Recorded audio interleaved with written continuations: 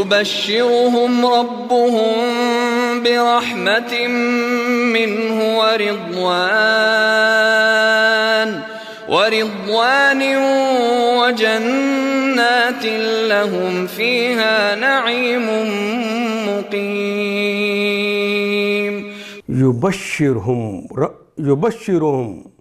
وہ بشارت دیتا ہے یا دے گا، ہم ربہم ان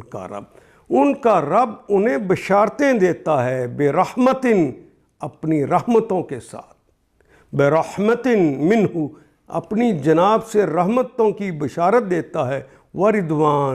رضوان کہتے ہیں خوشنودی کو، اردو میں جسے رضامندی کہتے ہیں، رضا، اللہ کی رضا ملتی ہے، ورضوان وجنات اور جنتیں، وجنات جنت کا کلمہ نہیں استعمال ہوا، جنتن کا کلمہ آخر پہ گولتے کاٹ کے الف اور تا کا اضافہ کیا گیا تو بن گئے جنات، وجنات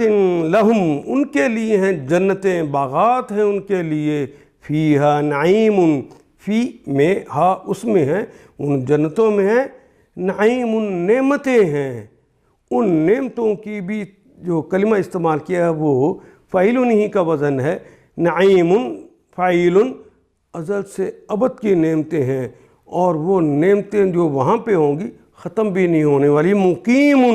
وہ قائم رہنے والی، وہ وہاں پہ ہمیشہ ہمیشہ رہیں گی۔ جنہوں نے اللہ کے ہاں تو بڑا درجہ انہی لوگوں کا ہے جو ایمان لائے، جنہوں نے اس کی راہ میں گھر بار چھوڑے، جان و مال سے جہاد کیا، وہی کامیاب لوگ ہیں۔ ان کا رب انہیں اپنی رحمت اور خوشنودی، رضا، خوشنودی اور ایسی جنتوں کی بشارت دیتا ہے جہاں ان کے لیے پائیدار عیش کے سامان ہے، جہاں ان کے لیے ہمیشہ ہمیشہ رہنے والی نعمتیں ہیں، اور وہ نعمتوں نے مرجھانا نہیں، ضائع نہیں ہونا، مرنا نہیں، انہوں نعمتوں نے بھی ہمیشہ ہمیشہ قائم رہنا ہے، مقیم ہے، انہوں نے وہیں رہنا ہے۔ ان آیات کو ایک دفعہ پھر تلاوت خود کیجیے، عربی مبین پڑھتے ہوئے دیکھیے، کیا